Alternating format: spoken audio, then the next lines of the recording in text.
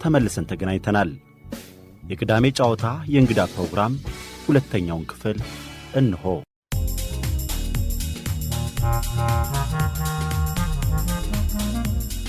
የዛሬ እንግዳችን በከተማው ከታወቁ የባህል ምግብ ቤቶች አንዱ የሆነውን የወደ አቢሲኒያን ከመመስረታቸው በፊት ወታደር ነበሩ። በኋላም የበረራ ደህንነት ሰራተኛ ሆነው አገልግለዋል። ከውትድርና ከተሰናበቱ በኋላም በሆቴል ንግድ ስራ ተሰማርተዋል። እሳቸው የህይወት ታሪካቸውን በጻፉበት መጽሐፋቸው እንደሚገልጹት በብዙ ውጣ ውረድና ስኬት ውስጥ ያለፈ ህይወታቸውን እንዲያጫውቱን ለዛሬ የቅዳሜ ጨዋታ በእንግድነት ጋብዘናቸዋል። አድማጮቻችን ከኛ ጋር ያሉት እንዴት ብዬ እንደምጠራቸው አላቀም። መቶ አለቃ ናቸው።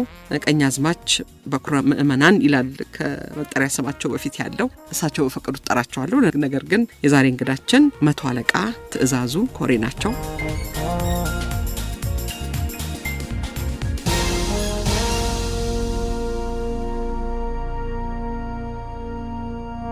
መቶ አለቃ ትእዛዙ እንግዲህ ሰንዳፋ ያሁለታ አንድ አመት ከታሰርክ በኋላ ነው እንደገና ፍርድ ቤት ለመቅረብ ወደ ትግራይ የምትሄደው ለግምገማ። እዚህ ላይ ምን ሆነ? እነኚህ ሰዎች በቃ ይሄንን ነገር ካደረጉ በኋላ አሁን የጅምላ እስር እንደዛ አይነት ነገር መሆን የለበትም። እንደው ወንጀል አለባቸው በወንጀላቸው መጠን ወደ ፍርድ አቅርቧቸው፣ ወንጀል የሌለበትን በነጻ አሰናብቱ የሚባል ነገር ይነገራል ማለት ነው። በዛኔ ምን ይደረጋል? የጽሁፍና የሰው ማስረጃ አለኝ የሚለውን ለብቻ ለዩት። የጽሁፍና የሰው ማስረጃ የሌለባቸውም ለተባለው ደግሞ ወደ ሰሩበት ሀገር ሄደው ህዝብ ፊት ይቅረቡና ህዝቡ ለበጎነታቸውም ለክፋታቸውም ለሰሩት ነገር ህዝቡ ይመሰክርባቸዋልና ወደ ህዝቡ ይቅረቡ ተባለ። እኔ እርል የሰራሁበት ጎጃም ነው። እንግዲህ 77 ልክ ነው የወጣሁበት አውቀሻል። ከዛ በፊት ትግራይ ነው። እሱ አልተፈለገምና ትግራይ ረግጠሃልና ወደ ትግራይ ተባለ። ሄድኩ። በቃ ትግራይ የሰራሁበት ቦታ ስለነበረ ቅድም እንዳልኩሽ እኔ በህዝቡ የምተማመንበት ስለነበረ ወደዛ ሄጄ ያኔም በምንድን የወሰዷችሁ? በአውሮፕላን ነው? አይደለም፣ በአውሮፕላን አይደለም። እኔ ገብሩ አስራት ነበረ የክልሉ ፕሬዝዳንት። የክልሉ ፕሬዝዳንት ሄድን። አሁን የጽሁፍም የሰው ማስረጃ የለባቸውም ከተባሉ ውስጥ ስለሆን ወደ ህዝብ ለመቅረብ ነው። እንግዲህ ወደ ህዝብ ለመቅረብ ሳምንት ወይ 15 ቀን አለ ይበቃው። ግን 5 ወር ከ3 ሳምንት ሳንቀር ቆየ። ስንት ነበራችሁ? አንድ 10 ነው 13 ነው የነበርነው። በተለያየ መጣ ነው ብዙ ነን፣ ግን ለህዝብ የቀረብነው 13 ነው። 5 ወር ከ3 ሳምንት ከቆየን በኋላ ወደ የቀድሞ ባለቤት ጥያቄ ታቀርብልሃል ወደ እንትን ሄደች፣ ወደ ገብሩ አስራት።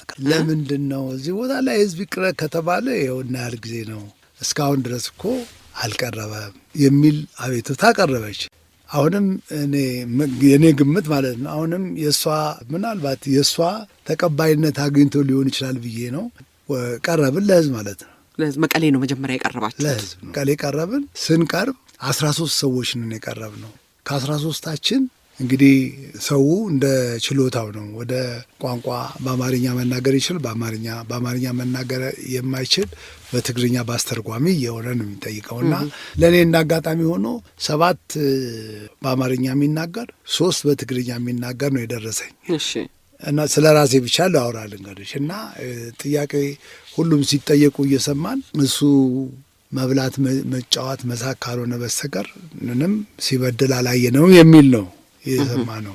በአማርኛ የሚናገሩት እንድሰማ ማለት ነው። በትግርኛም ሲነገር የሰማሁትን ነው። አንዷ ሴትዮዋ ግን በጣም ኢሞሽናል ሆና ተናገረች፣ በማልሰማው ፍጥነት ማለት ነው። እና አስደነገጠኝ። ምክንያቱም ክስ ነው ይሄ ነገር ወይስ ምንድን ነው? ምክንያቱም በጣም ነው እየተንቀጠቀች ነው የምትናገረውና ለምንድን ነው ወይዘሮ ኪሮስ የምትባል ቀድሞ ባለቤቴ የወንድሟ ልጅ ማለት ነው። የታናሽና የታላቅ ልጆች ናቸውና እሷ ጋር ነው ጥያቄ ያቀረብኩላት። ምን አለች? ምንድነው ሴትዮዋ በጣም ተናዳ የተናገረችው? እሷ እኮ ነው ትልቁ ምስክርነት የመሰከረችልህ አለች። ምን አልኳት? እናንተ ናችሁ ወንጀለኞች እንጂ እንደዚህ አይነት ሰዎች የምታስሩ ከሆነ ወንጀለኞች እናንተ እንጂ እነሱ ወንጀለኞች አይደሉም ብላ እኮ ነው ያለችው። እንደዚህ ነው ያለችው? አዎ እንደሱ እኮ ነው ያለችው። እነኚህ ልጆቼ በህይወት መቆየት የቻሉ በዚህ ሰውዬ ነው። እና በእርግጥም በመካከል ላይ ዋይ እና ለደህንነት እንዲህ አይነት ምስክር ይሰጣል ወይ ሲል እኔ ሰምቻለሁ፣ ግን በእኔ ይሁን በሌላ አላወቅኩት። እና እኔስ መጨረሻ ላይ የእሷ እንደዛ ማለቱ በረሃቡ ጊዜ ህወሓት ከሚቆጣጠራቸው ጣቢያም ቢሆን እየመጡ በረሃብ በችግር ላይ ያሉትን በደንብ ትሪት አድርጓቸው። ምክንያቱም ህዝብና መንግስትን ለማስታረቅ ድልድይ ሆናችሁ ነው መስራት ያለባችሁ የሚል አቋም ነበር የተሰጠንና ምንም ኢኖሰንት ናት፣ ምንም የፖለቲካ ኖሯት ሳይሆን በችግር ብቻ ተቆረ። ስለዚህ ምን አደረግን? በወቅቱ ለዚህ ሴትዮዋ ከእርዳታ ማስተባበሪያ እርዳታ በልጆቿ መጠንና በእሷ እርዳታ እንድታገኝ ከካቶሊክ ሚሽንም እዛው መቀሌ ስለሆነ ከዛም እንደዚሁ ይህንን የማስፈጸም ለእኛ ኃላፊነት ተሰጥቶን ነበር። እኔ ደግሞ ሶሻል ኢንቴሊጀንስ ውስጥ ስራ ስለነበረ እኔ ነበርኩ ማህበራዊ እንትኑን የሚመለከተኝና ይሄ እንዲደረግ አደረጉ። ለእሷ አስቤ የተለየ ነገር ያደረግኩት ነገር የለም። ይሄ ግን በጣም ትልቅ ክሬዲት አሰጠኝ በእሷ ማለት ነው። በጣም ትልቅ በጣም በቃ እነኚህ ልጆች በህይወት ቆይተው የወጡ በዚህ ናቸው ብላ ስትናገር ሰው ሁሉ አደመጠ ይላል። በቃ ከዛ እና የመጀመሪያዋ ጥያቄዋ እነኚህ ሰዎች ይሄን ሰውዬ እዚህ ቤት ማደር የለበትም አሁኑ ልቀቁት ብላ ስትል ነው። ያኔ አጋጣሚ ጥር 30 ቀን ነበረ ለህዝብ የቀረብኩት። አይ ነሐሴ ታስራችሁ ማለት ነው? አዎ የጥር 30 ቀን ነበረና የቀረብኩት እሑድ ቀን ነው። በመንግስት አሰራር አሁን ዝም ብሎ እንደዚህ የሚደረግ አይደለም። እኛ ህዝቡ ያመነበትን ነገር ነው የምናደርገው። ይፈታል፣ ግን ወደ ማረሚያ ቤት ተመልሰው ከገቡ በኋላ በስነ ስርዓት ነው የሚወጡት ተባለ። እኔ የካቲት አንድ ቀን ከእስር ቤት ወረቀት ጽፎ ወጣሁ። በዛን ቀን ከኔ ጋር 13 ሰዎች ነበሩ የቀረቡት። 5ታችን እኔን ጨምሮ 5ታችን በነፃ እንዲለቀቁ ከተባሉት ሆነን 8 ሰዎች ግን ህንጸት ያስፈልጋቸዋል። ህንጸት ማለት እርምት ያስፈልጋቸዋል፣ ትንሽ ይቆዩ ማለት ነው። ስለዚህ ያኔ የህዝቡም ነገር ይሰማ ስለነበረ እንደመጡም ስለሆነ በጣም የገረመኝ ህዝቡንም ያከብሩት ስለነበረ እና በወቅቱ ጥያቄያቸውን ምንም ነገር ሳይኖር ተቀባይነት ያገኝ ነበረና 8ቱ እንደተባሉ ወደዛ ሄዱ። 5ታችን እኔን ጨምሮ ማለት ነው በማግስቱ የካቲት አንድ ቀን 1985 ዓመተ ምህረት ከእስር ቤት ወጣን ማለት ነው። እና ያኔ አንድ ጥያቄ ቀርቦልኛል። ወደ እንደርታ ወይንም ራያ ምናምን ሄደህ አልተገመገምክም? አልተገመገም። እዛው መቀሌ ነው ሆነው ሰዎች ወደዛ መጡ። ያኔ ይኸውልሽ የኖርኩበት ቀበሌ መቀሌ 16 ቀበሌ ነው። እሺ 16 ቀበሌ ያለው ህዝብ ነው የተጠራው። ምክንያቱም ማጮ የሚሄደው ለ1 ወር ለ2 ወር ነው ቆይቼ ነው መጣው። እንደርታ ማለት ግን መቀሌን ስለሚያጠቃልል ማለት ነው። እና መቀሌ ደግሞ ቦታ አለኝ። እንደውም የተሰጠን በትልቅ ደረጃ ለሱዳኖች የተሰጠ ቤት የነበረበት ነው። ሱዳኖች ይኖሩበት የነበረ ትልቅ እንትን ነበር የተሰጠንና እዛ ውስጥ ነው እና እዛ አጠገብ ቀበሌው ምናምን ሁሉ እዛው አጠገባችን ነበርና የተገመገምከውም እዛ ነው። የቀበሌው ህዝብ ነው ዋናው ግምገማ እንጂ እንዳሁኑ በህዝብ እዛ አካባቢ ህዝብ የሚያውቀው ምናምን ተብሎ አይደለም። በቀበሌው ግምገማ ነው። ግን ቢሆንም በጣም ገረመኝ። ወቅቱን ያስረዳል ይሄ አይደለ? ህዝብ የገመገመበት ያስገምጋሚዎቹ መልስ፣ ፍርድ የተሰጠበት ሁኔታ፣ ይሄ ከእርስ በርስ ጦርነት በኋላ ይሄ ነጻ አውጪ የሚያራምደው የፖለቲካ ርዕዮተ ዓለም ቁልጭ ብሎ ይታይበታል። በቃ እሱን ነው የምነግርሽ። ያኔ ይሄ አርቲፊሻል አይነት አስተሳሰብ ያልነበረበት ራሱን በራሱ ፋይት ለምሳሌ በኃላፊነት የተቀመጠውን ሰው እንኳ በደንብ ቻሌንጅ ያደርገዋል። ካደለህ ህንጸት ያስፈልግሃል ነው የሚለው እሱ ራሱ ፈርቶት።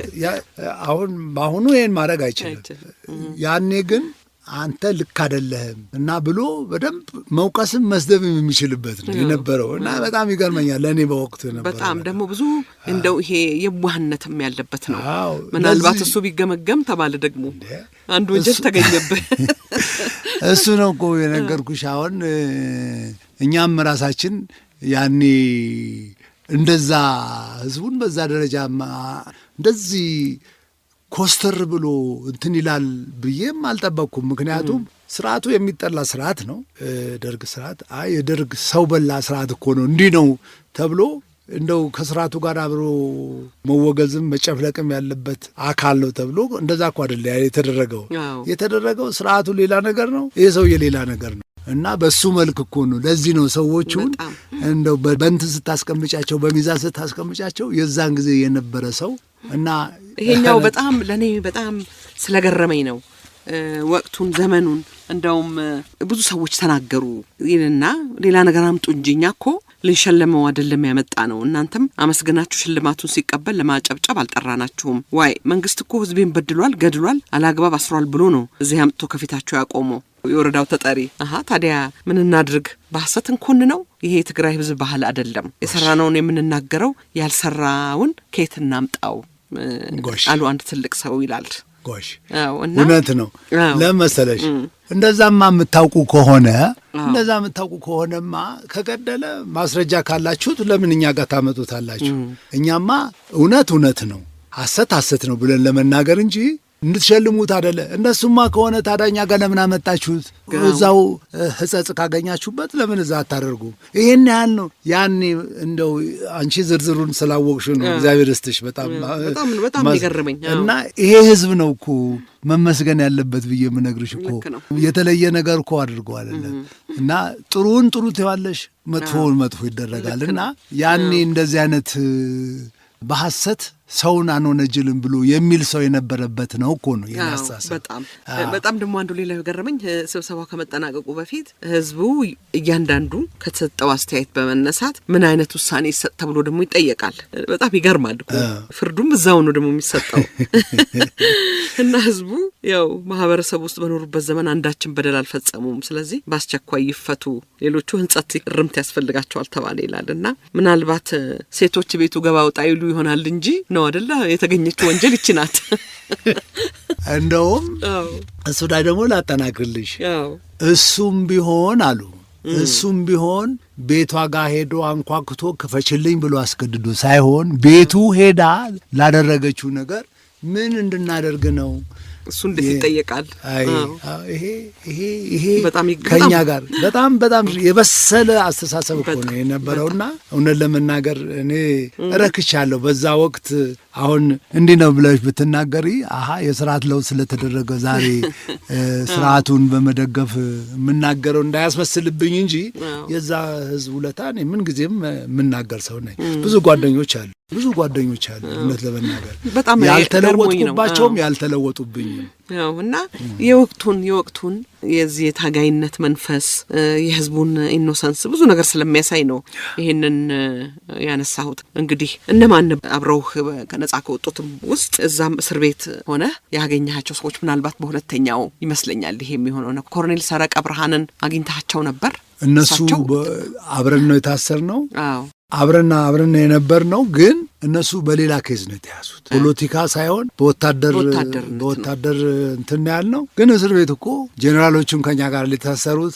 ፖለቲከኞች ተብለን እኛ በፖለቲካ ነው ጀነራሎቹ ደግሞ የጦር ወንጀል ዋሲሁንም ነበሩ አብረን ነበር በውትድርና የነበሩት ሰዎች ነበሩ በውትድርና የነበሩት ሰዎች እንደየእንትናቸው እንደየእነሱ እንደፈረጃቸው አፈረጃጀት የፖለቲካ እንትን አስተሳሰብ አላባቸው በደህንነት ተሰልለው ወይም ሰልለው እንዲህ አድርገውናል ምናምን ብለው የራሳቸው ሰዎች ደግሞ እኛ 17 ዓመት ስንንገላታ በ5 ዓመትና ከዛም በታች ባነሰ ጊዜ ልንጨርሰው የነበረውን ዘመቻና ውጊያ የናንተ እንትን ያራዝሙብናል የናንተ ምክንያት ነው ያራዘመብን ብለው በራሳቸው ልጆችም የጨክነው በተለያየ ተፈርጀው ነው ያዛ ያለ ማለት አሸናፊ መቼም ምንም ሊል ይችላል መጨረሻ አንድ የቀረችው ልጨመር ደስ ይለኛል በዚህ አይነት እንዲህ አይነትማ ህዝቡ እንዲህ የሚመሰክርለትማ እንዲህ አይነት ሰው ካለ እኛም እኮ በጣም ደስ ይለናል እናንተ በቅርበት ስላወቃችሁት ነው የተናገረ ስለዚህ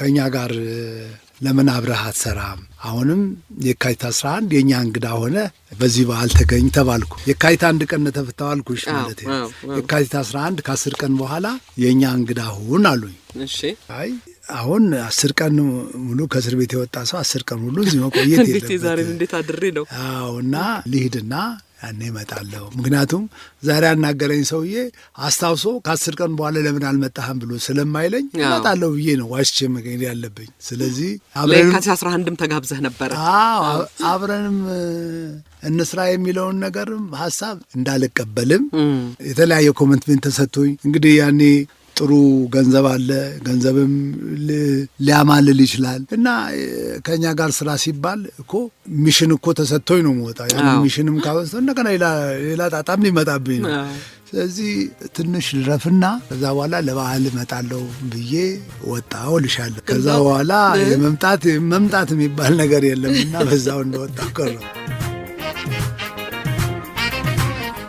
መቶ አለቃ ትእዛዙ እንግዲህ ነጻ ትለቀቃለህ አይደለ? ከዚህ በኋላ ይሄ መጀመሪያው ነው። ነጻ ከተለቀቅ በኋላ ውትድርናውም ስፔሻል ፎርስነቱም አንቲ ሃይጃከርነቱም የሰጠው ልምድ ይሰበሰብና ወደ ንግድ ስራ ትገባለህ። ወዳው እንደወጣው የክራውን ሆቴል የሚባል ቃሊቲ አካባቢ አለ። እሱ ስራው ወደ መጠናቀቁ ገደማ ሊደርስ የ1 ዓመት የ2 ዓመት ጊዜ ነበረውና ቅይጥ ኢኮኖሚ ነበር በደርግ ወደ መጨረሻው ጊዜ መሬቱን በዛን ያገኛችሁት? አይ ብርቱ ናችሁ በጣም። አዎ ብርቱ ናችሁ። አዎ ከዛ በዛ ስራ ላይ እንግዲህ ሲደሞ ተራይ ልሯሯጥ ብዬ ንግድ ወደዛ እንትናል ወደዚህ ወደ ሆላንድ ሀገር ሄጄ መኪናዎችን ምናምን አምጥቼም ብዬ በ87 ተመረቀ ማለት። ክራውን እኮ ከረጅም ጊዜ በኋላ ዘመናዊ ሆቴል ሆነው ከተሰሩት 1-2 ነበሩ ይመስለኛል። ምንም በቃ የመጀመሪያዎቹ እኮ ከመጀመሪያዎቹ ምናልባት አትላስ አትላስ እና የአቶ አስፋው ኢምፔሪያል እንትና ደግሞ የአቶ ከበደ ከዩዌ ፊት ለፊት ድልድዩ ጋር እዛች አካባቢ ልክ ነው። አቶ ከበደ ነበር ባለቤቱ የሉም በህይወት ተወሰነን ነበረን። እንደው ለምን ያኔ እንደ ማህበርም ነገር አድርገን ስለነበረ በደንብ አውቃቸዋለሁ ማለት ነው። የኛ ለየት የሚያደርገው ከከተማ ወጣ ያለ ነው። ከከተማ ወጣ ነው። መናፈሻ ነገር አለው። ሰው በቃ የባህልም አለው። የባህልም ዘመናዊም ነው እና እሱ ነገር ስለነበረው ትንሽ በጣም ብዙ ሰዎች ደብረ ዘይት እንደሚሄድ ወይም ወጣ ብሎ እንደመዝናናት አድርገው ይወስዱት ነበረ። ሰርግም እዛ ቦታ ላይ በደንብ ይደገስበት ነበርና ስብሰባም ብዙ ይካሄድበት ነበር። ደግሞ ሌላ የቡና ሴሪሞኒው የቡናውን ጀበና በጥሩ ዲዛይን አሰርተን እንትኑ ውሃው በጀበናው እንደ ፏፏቴ ነገር ሆኖ የማያቋርጥ ብራውን ወተር ዝም ብሎ ሰርኩሌት ያደርግ ነበርና እሱ ትንሽ ለየት ያደርገው ነበር ለአካባቢው ድምቀት። እንዴ በጣም ዘመናዊ ሆቴል ነበር። ግን እንደ ረጅም ጊዜም አልቆየህም። እንደገና ሌላ አስር ይመጣል። ይሄኛው ደግሞ ክሱ ትንሽ ጠንከር ይላል አይደለ? በዘር ማጥፋት ወንጀል ነው የተከሰስከው። አሁንም እንደገና ወደ መቀሌ ነው የምትሄደው። ተሳሻ ልዩ አቃቢ ሕግ ትግራይ መቀሌ ትሄዳለህ። እዛው ትታሰራለህ። በድንገት መንገድ ላይ ነው ዳዊት ነህ ወይ ተብለህ የተያዝከው? ለምንድን ነው? ኮድ ነው ዳዊት? ይኸውልሽ እኔ እንግዲህ ወደ ኤክሰርሳይሱ ላይ በደንብ ነበረ ማጠነክረውና ቀን ስራ ሰርቼ በማግስቱ ወይም ጠዋት ግራውንድ ቴኒስ ይጫወት ነበርና እዚህ ቀበሌ 19 ተጫውቼ ስመጣ ወደ ቤቴ ልገባ ስል ይቅርታ አቶ ዳዊት አሉኝ። አይ እኔ ዳዊት አይደለሁም። ማንዎት? አቶ ትእዛዙ ነው። እርሶን ነው የምንፈልገው እና በቃ ከነ ልብሴ ከፊትና ከኋላ አጅበው ያው እንግዲህ መከረኛ ስፔሻል ፎርስ ነው ስለተባለ ምናልባት እንደው አሁንም አንድ አደጋ ሰርቶ ያመልጣል ብለው እንደውም ሰግተው እንደው አላውቅም። አንድ ከፊት አንድ ከኋላ ተከትለው በቀጥታ ወደ 6 ኪሎ ሄድኩ ማለት ነው። 6 ኪሎ ያኔ በጠቅላይ አቃቢ ሕግ የልዩ አቃቢ ሕግ ሲጀመር የዚህ ክራውን በሚመረቅበት ጊዜ መግለጫ ምናምን የ120 ቴሌቪዥን ፕሮግራም ነበረውና ለዛ እንግዳ አድርገው እንትን ሲሉኝ እና ያኔ ነው እንትን ያልኩት የታየሁት ማለት ነው። እና ቀረብኩ። አንተነህ አምታተ ነው የወጣው እኮ አንተ ብዙ ወንጀል አለብህ አለኝ። ሱራ ሰውየው ማለት ምን አምታታለሁ? አንደኛ በህዝብ ነው የተለቀቅኩት። ህዝብ ነው ያደረገኝ። እኔ ልለቀቅ ብዬ ማመልከቻ ጽፌ አይደለ የወጣሁት እና ህዝቡ እኮ ነው የለቀቀኝ። አይ ለህዝቡም የተዋሸለት ነገር አለ ምናምን አለና በቃ እንነጋገራለን ሰሞኑ ሂድ ግባ ተባልኩ። እዛ ወረዳ 13 የሚባል ከአንበሳ ግቢ ዝቅ ብሎ እዛ ታሰርኩ። ከዛ እንግዲህ ይታይሽ እኔ በ85 ነው የተለቀቅኩት።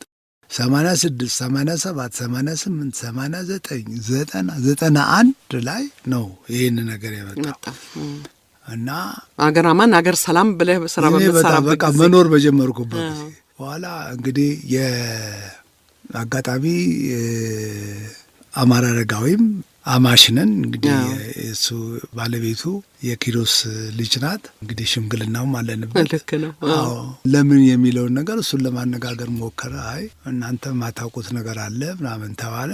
በቃ እሺ እንቆይ ተባለ። ወደ መቀሌ በአይሮፕላን ሂድ ሲባል በአይሮፕላን መሳሪያ ይዞ የሚያጅበኝ ሰው መሄድ አለበት። ምክንያቱም ሰውየው ስፔሻል ፎርስ ነው። ምናልባት በጥርጣሬ ማለት በካቴና ይታሰር፣ አይ በካቴና ታስሮም አናስተናግድም ይሉ አየር መንገዱ ይላል ኢትዮጵያ። ስለዚህ ይቆይ ተባለና በምክንያት ነው ይቆይ ተደረገና በአይሮፕላን ትሄዳለህ የተባልኩ ሰው እንደ ለጠፍ ተብሎ አናት ላይ የሚጫን አለ። የከባድ መኪና ሲሄድ ለጠፍ የሚሉት ነገር አለ። ከአናት ላይ የሆነ የራሳቸው ናት ማለት ልክ እንደሱ እንደሚደረግ እኔን ከአናት ላይ ጭነውኝ ያው ፍራስትሬትድ ሆኜ እንትን ድል ማለት ነው። ወደዛ ጉዞ ቀጠልኩ ማለት ነው። መንገድ ላይ እዚህ ቦታ ላይ ያሳድሩት፣ እዚህ ቦታ ላይ ያሳድሩት ተባልኩ። እነሱ በመረጡት ወህኒ ቤት እንዳድር ተደረገ። በሶስተኛው ቀን መቀሌ ገባው ማለት ታስሬ ማለት በቃ ከዛ በኋላ ለ3 ዓመት ከ8 ወር 3 ዓመት ከ8 ወር ታሰር። በዚህ ጊዜ ውስጥ እንደነገርኩሽ እኔ ምንም የተለየ ነገር የተሰማኝ ነገር የለም። ያው ከአዲስ አበባ ወደ መቀሌ ከመቀሌ ወደ አዲስ አበባ የሚደረገው ነገር ካልሆነ በስተቀር ለጠያቂ አይመችም። አዎ ለጠያቂ አይመቸውም። ስንቅም ምንም ማጓጓዝ ካልሆነ በስተቀር የተለየ ነገር አልነበረምና አሳለፍኩት። ግን ፍርድ ቤት ትቀርባለህ በዚህ ጊዜ ያው ቆይቶም ቢሆን ቆይቻለሁ። አሁን ቆይቼም ቢሆን ፍርድ ቤት መታየት ይጀምራል። ግን ይሄኛው ስር ደግሞ አሁንም እንደዚሁ በጣም ብዙ ሰዎች የታሰሩበት ነው አይደለ? እዛ ስር አገኘኋቸው። ተመልሰው ግማሹም መጀመሪያ ስሄድ ያገኘኋቸውን ሰዎች መልሼ እዛው ሳይወጡ አገኘኋቸው። ግማሹም በመሀል ላይ የገቡ ሰዎች ቀድመውኝ የገቡ ሰዎች አገኘኋቸው ማለት ነው። መቶ አለቃ ይሄኛው ስር ጠቀመኝ ትላለህ። ሁለተኛ የታሰርክበት እስር ቤት ምቹ ነበር? ክፍት ነበር? እዛው ምግብ ማብሰል ይቻላል ነው? ዘመድ ጠጋ ብሎ መጠየቅ ይቻላል ነው? ይሄኛው እስር ቤት ሁሉን ለመናገር እስር ቤት ጥሩ ነው ብዬ ማለቴ ሳይሆን በኢህአፓ ጊዜ ከታሰርኩበት በወህኒ ቤት ላይ ከቆየሁበት ይሻላል።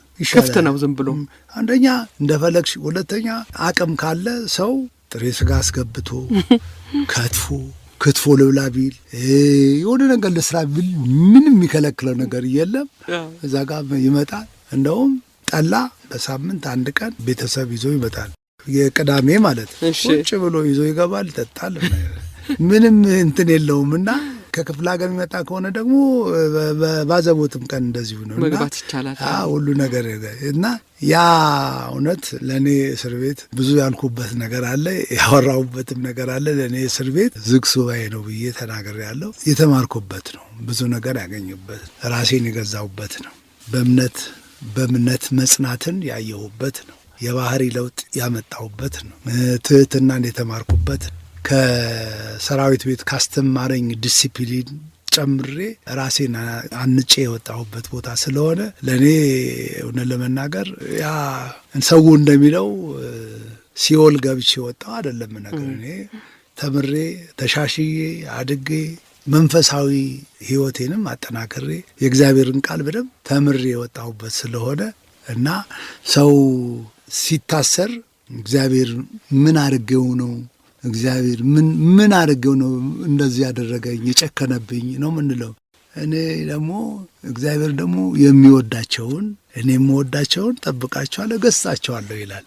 እውነት ለመናገር መገሰጽ ማለት ከእንደዚህ አይነት ነገር ለመዳን ለመቆጠብ የሚመርጥልን ነው። ሰው ገዳም ይሄዳል። ገዳም የሚሄደው አንዱ ከዚህ ከዓለማዊ ነገር ተሰውሮ ከወንጀላዊ ነገር፣ ከዝሙት፣ ከሐሜት ከነኚህ ነገር ሁሉ ተከልሎ ይሄም እንደዛ ነው።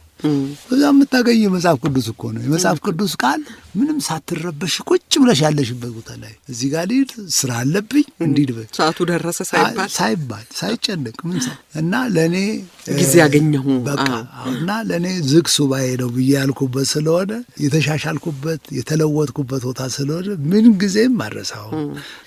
ኮሌጅ ገብቼ ወጣሁ ይላሉ ሰዎች።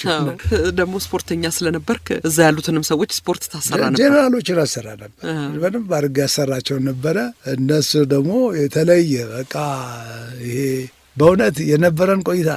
በነገሮች ላይ እዛ ላይ እስር ቤት ውስጥ ከ1 ጀምሮ እስከ 30 ድረስ ያሉት ሃይማኖታዊ በዓሎችን አከብራቸዋል። ልደታን፣ አቦን፣ ስላሴን፣ ሚካኤልን፣ ኪዳነ ምሕረትን፣ ገብርኤልን ከሁሉም በላይ ገብርኤል ለምን የሚለውም በኋላ ነገር ማርያምን፣ ጊዮርጊስ ተክለ ሃይማኖትና መድኃኔዓለም ባለወልድ እነኚህ እንግዲህ እዛ ጋር ቡና ቆልቼ ቄጠማ ጎዝጉዤ ዳቦዬን ጋግሬ እና ቡና ጠራለሁ ቡና ቁር ይሄ የሚገርምሽ ነገር ዛሬም አልቀረም። እግዚአብሔር ሁሉም ነገር አሳክቶልኛል ብዬ ወደኋላ ያልኩበት ነገር የለኝ። በቤቴም ዳግም እስር ቤትም በነበርኩበት ጊዜ በቤቴም አሁንም የማደርገው ነገር ስለሆነ ያው አንዳንድ ጊዜ ሁሉ ነገር ሲሳካልን እንረሳለን አይደል? ልክ ነው።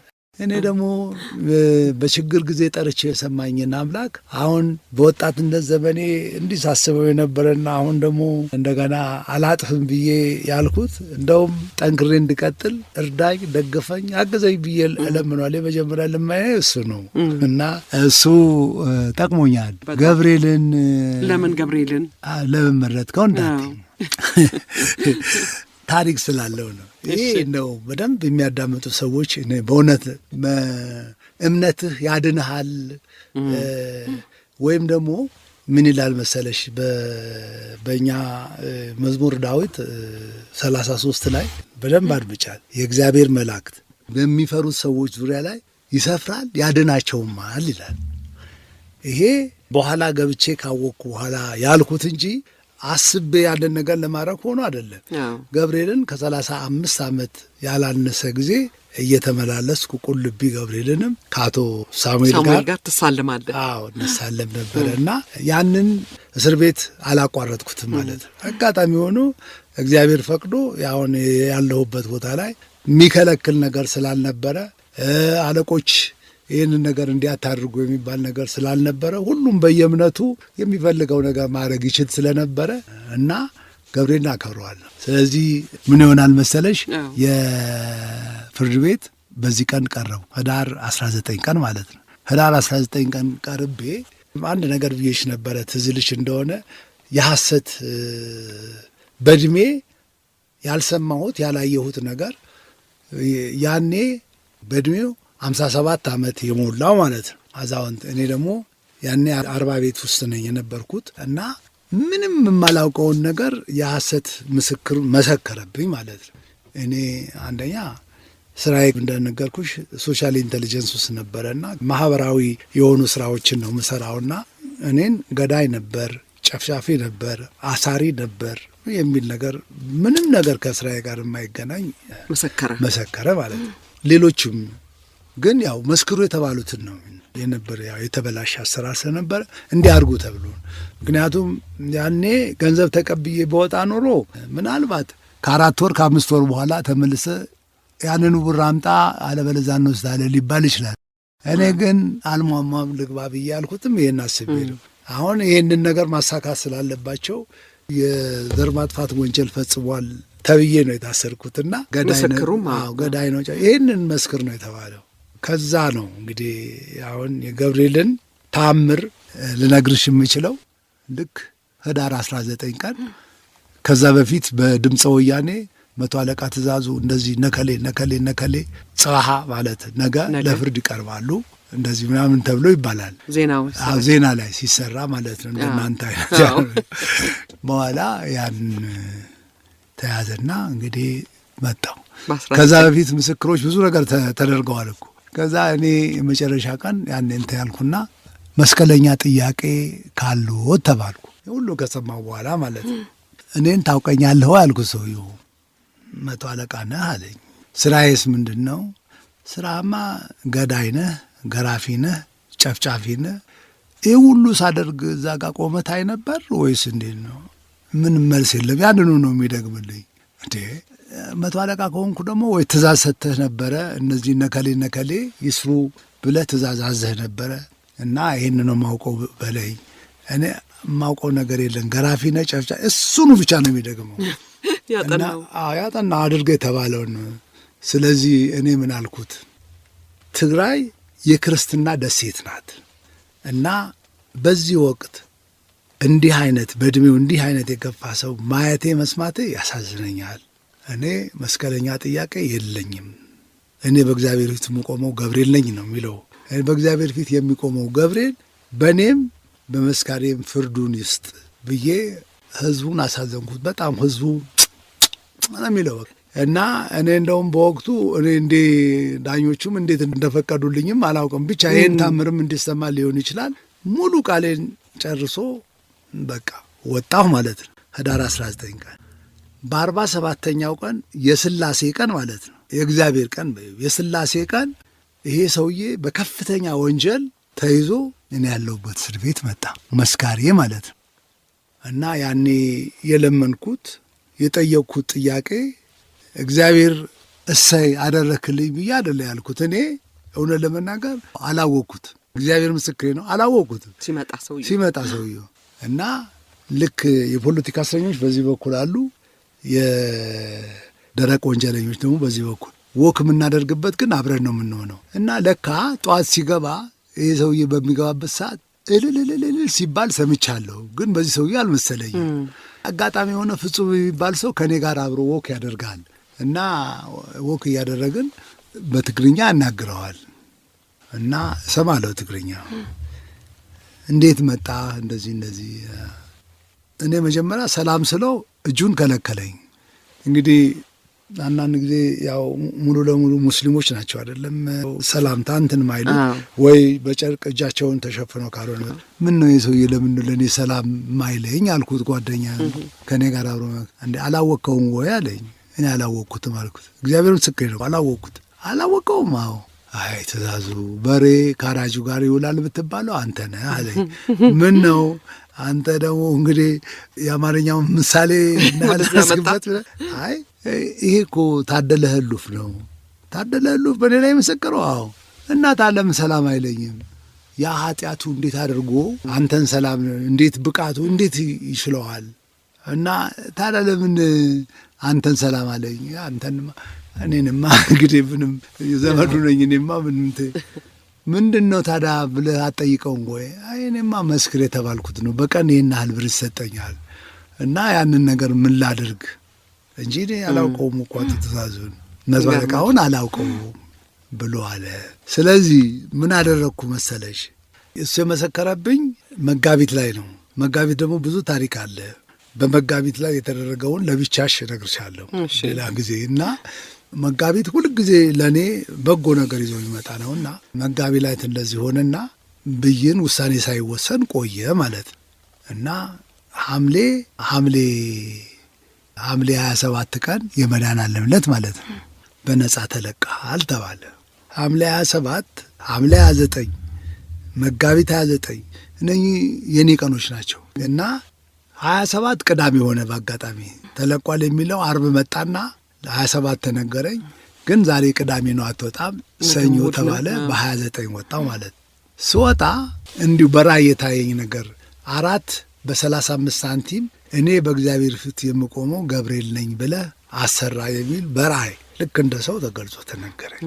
እኔ በእግዚአብሔር ፊት የምቆመው ነው ገብርኤል ነኝ የሚለውን አሰርቼ ከእስር ቤት እንደወጣው በቀጥታ ይዤ ወደ ቁልቢ ገብርኤል ሄድኩ። ቁልቢ ገብርኤል እዛ ቦታ ላይ አሁን አለ በትልቁ እስካሁን 25 ዓመቱ ነው 24 ወይም 25 ዓመቱ ነው። ይኸው እስካሁን ድረስ መብራቱ እንትን አላለም ምን አላለም። እኔ በእግዚአብሔር ፊት የምቆመው ነው። በእግዚአብሔር ፊት የሚቆመው ገብርኤል በአንተም በእኔም ፍርዱን ይስጥ ብያለሁ። ፍርዱ እንዲጎዳ፣ እንዲወድቅ፣ እንዲታመም፣ መከራ፣ ክፉ ነገር እንዲያጋጥመው ብዬ አይደለም። ብቻ እግዚአብሔር ይህንን ነው የጠየቅኩት። ሰውየው እኔን ተካኝና እኔ ወጣው። መቶ አለቃ ትእዛዙ እስር ቤት እያለህ ደግሞ አንድ ታሪክ አለ።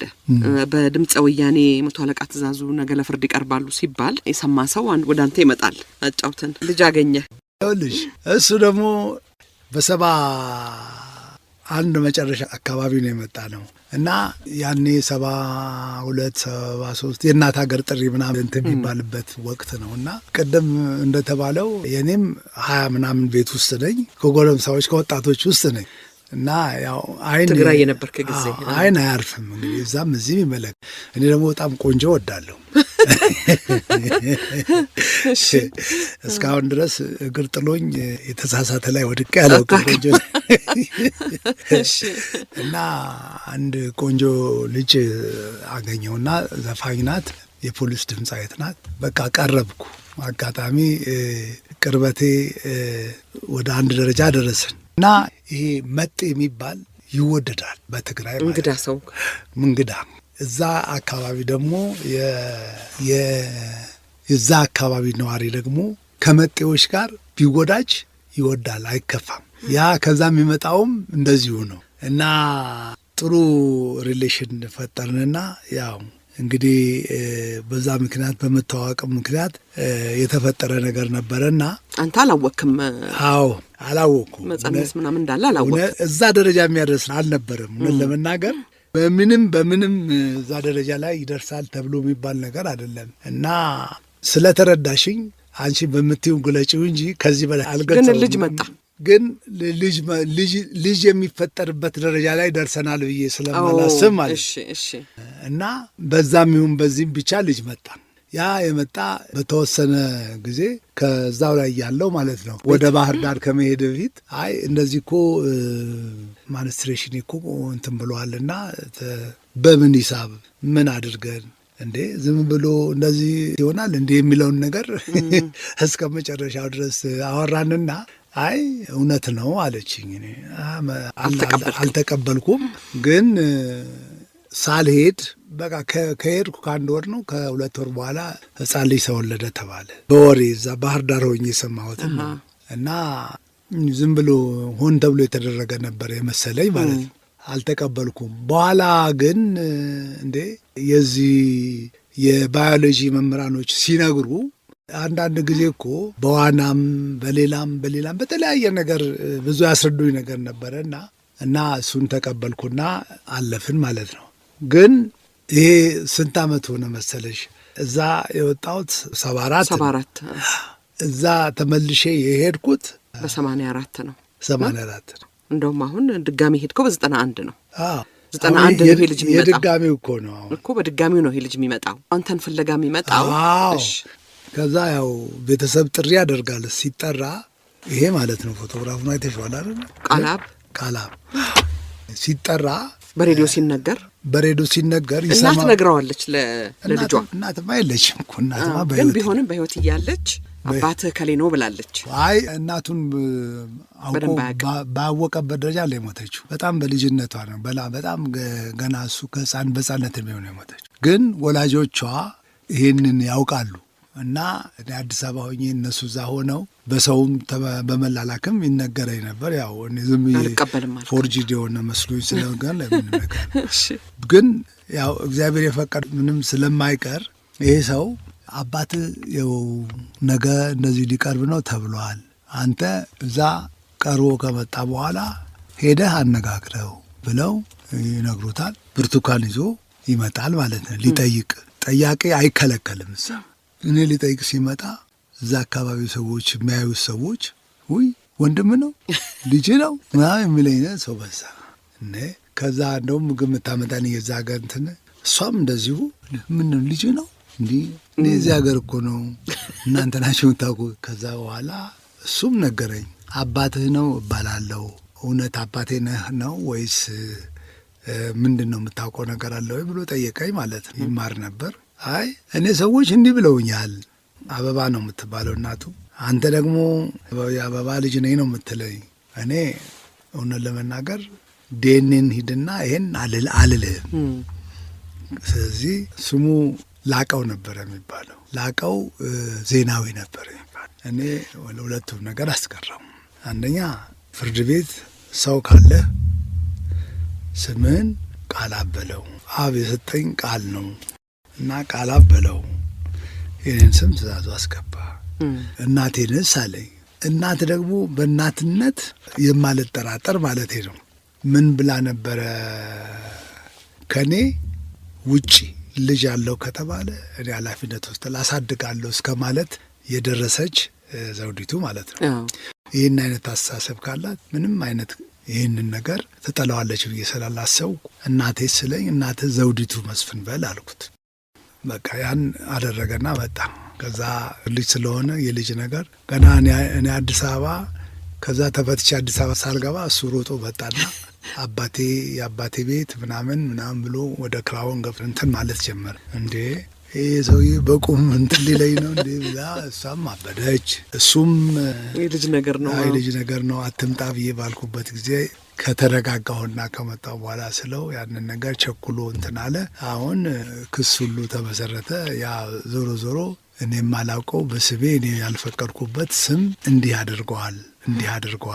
አድርጓል የሚል ሰውም ከኔ የበለጠ ታውቅ ስለነበር እንዲህ ብላ ስትል አይ በሱ አትምጪ፣ እንደዛማ ከመጣሽ አንደኛ የኔ ልጆች እዛ ያሉ ልጆች አዳፕቴሽን ሲሰጥ እኔን ተጠይቄ አይደለም የተደረገ። እንደዚያ ነገር ከመጣሽ መጥፎ ነው። አንደኛ ልጄን እኔ እንትን ሳልል ነገር አዳፕቴሽን ስሰጪ በሌላ ሰው ስም አስገዝተሽዋል። ይሄ ልጅ ለውርስ አይደለም። እኔ ልጅ ያን ያህል እንደዛ በተበረበረበት ጊዜ ለችግር ጊዜ ልጅ ካለው እኔ ኃላፊነት ወስዳለሁ ብለሽ ስላልሽ ከዛ ጋር ከማሰብ እንጂ አሁን ይሄ ልጅ እኔስ መቼ ከኔ ጋር አደገ እኔስ የታውቀዋለሁ እና ግን ከኔ አብራክ የተፈጠረ ሰው ምንም ማለት ስለማልችል ነው ያደረግኩት እንጂ ለውርስ ተብሎ ወሌላ ነገር ተብሎ አይደለም። በሱ አሳሰብ ከሱ አሳሰብ ውጪ የሚለው ነገር እንትን አደረግና በኋላ ሰዎችም ገቡና ቀረ ማለት ነው መካሰሱ። የእሷን ክስ አነሳችሁ። እኔም አሁን በሱ ይቀጥልበት አይቀጥልበት የእናት ስም አላስታውሰውም እንጂ ከዛ እኔ እዚህ ከመጣ በኋላ የህግ ትምህርት እንዲማር አደረግኩ፣ አስተማርኩ።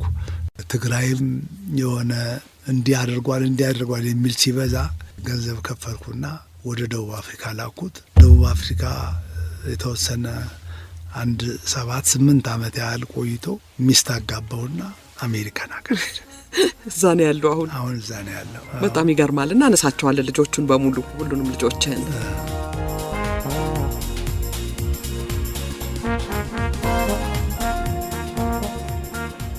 የተከበራችሁ አድማጮቻችን ጣቢያው ሸገር 102.1 ዝግጅቱ የቅዳሜ ጨዋታ ነው። ከመቶ አለቃ ትእዛዙ ኮሬ ጋር የተደረገው ጨዋታ ለዛሬ የተዘጋጀው እዚህ ላይ ያበቃል። ሳምንት ቀጠሯችሁን ከሸገር 102.1 ጋር ካደረጋችሁ የኛ ቤት ከፕሬዝዳንት ግርማ ወልደ ጊዮርጊስ ጀምሮ መሪዎቻችን ጠቅላይ ሚኒስትር ከመሆናቸው በፊት የኛም ጠቅላይ ሚኒስትር አሁን ያሉት ዶክተር አብይም ተስተናግደውበታል። ፕሬዝዳንቷን ሳህለወርቅን አይቻለሁ። ፕሬዝዳንት ሳህለወርቅማ ቤታቸው ነው። አሁን ያሉትም ፕሬዝዳንት ታዬ አጽቀሥላሴም የኛ እንግዳ ናቸው። እኛ ቤት ያረገጡ የለም። አቶ ኃይለማርያም ደሳለኝም እንግዶቼ ናቸው። የቀድሞ ጠቅላይ ሚኒስትር ከነኚህ ውጪ ኦባሳንጆ የኛ እንግዳ ነበረ። የሞናኮ ንጉስ የኛ እንግዳ ነበረ። ኮሪያ ጠቅላይ ሚኒስትር የኛ እንግዳ ነበረ።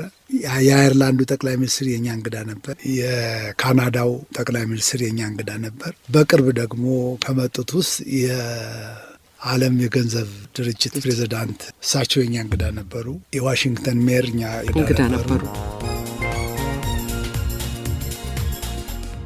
እውነት ለመናገር ያው ብዙ የሚናገር አንደበት አይወደድም እንጂ ዶክተር አስማማው ከመጀመሪያው ጊዜ ጀምሮ ብዙ የሚሏቸው ነገር ነበር። አንዳንድ ጊዜ የሚነገረው ነገር ከላይ ጀምረው ቻናሉን አልጠበቀም፣ እንዲህ አላደረገ የሚባል ነገር አለ እንጂ በሶማሌ የመንግስት ተወካይ ሆኖ አምባሳደር ሆኖ ከሚሰራበት ጊዜ ጀምሮ ለሀገሩ ምን ያህል ሲሰራ እንደነበረ እኛ በውስጥ ያለን ሰዎች እናውቃለን። ግን እንደዚህ አይነት ሰዎች ብዙ ጊዜ ዋጋቸው አነስ ይላል። ለምን እንደሆነ አይታወቅም። ውለታቸው ከፍተኛ ሆኖ የሚሰጣቸው ዝናና ክብር ደግሞ ወረድ ይላል እንጂ በጣም ለሀገርና ለሕዝብ የሚያስቡ ነበሩ። ግን እዛ ቤት የሚሰራ ሰው ያው አንዴ በሰው አይምሮ ስለላ ነው የሚያካሄደው ተብሎ ሲባል በግል ህይወቱ ላይ የሚነሳበት ስለላ ነው የሚመስለው። ለሀገር ለህዝብ የሚውለውን ነገር አሁን አንቺ እንዳሰብሽ እንደገለጽሽልኝ አይነት አስተሳሰብ የሚገልጸው።